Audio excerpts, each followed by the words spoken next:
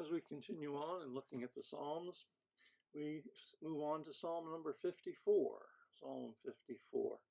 Um, Again, it'll help if we understand this psalm and look at the idea of the enemy, at the idea of the ruthless strangers,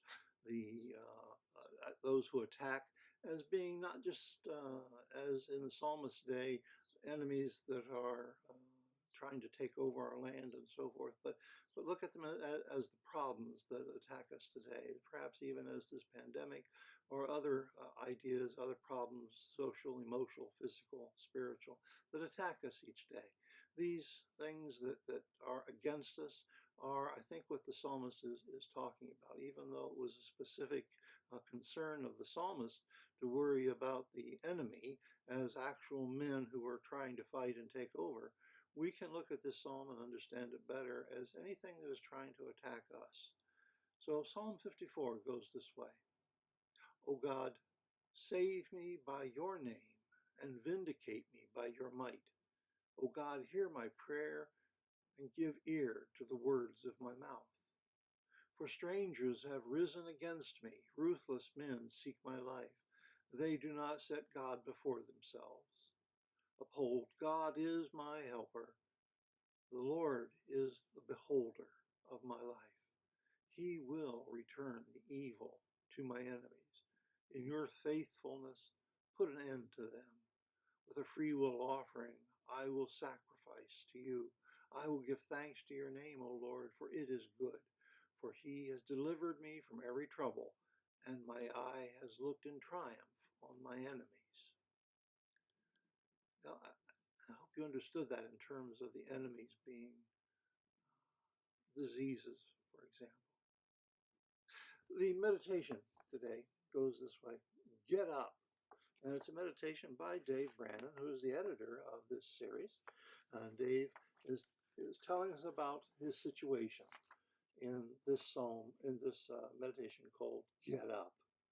He's looking at especially verse 4, which went, surely God is my help. The Lord is the one who sustains me, in another translation.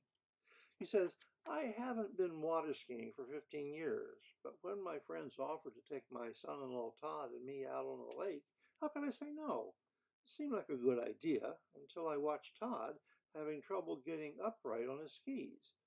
He had done a lot of skiing, but as he tried to get up on one ski, he fell a few times before successfully gliding across the water. So when it came to my turn, I didn't have a lot of confidence. Fortunately, my friend, who is a competitive skier, stayed with me in the water and coached me about what to do. She said, let the boat pull you up and be strong. These seemingly contradictory statements made all the difference. I did both. I trusted the boat to do its job, and I hung on with all my strength. The first time the boat took off, I got up and enjoyed a great ride around the lake. When life has you down, whether through sorrow that seems too hard to bear, or circumstances that make each day a morning to night grind, my friend's advice can help. First, let God pull you up by his power.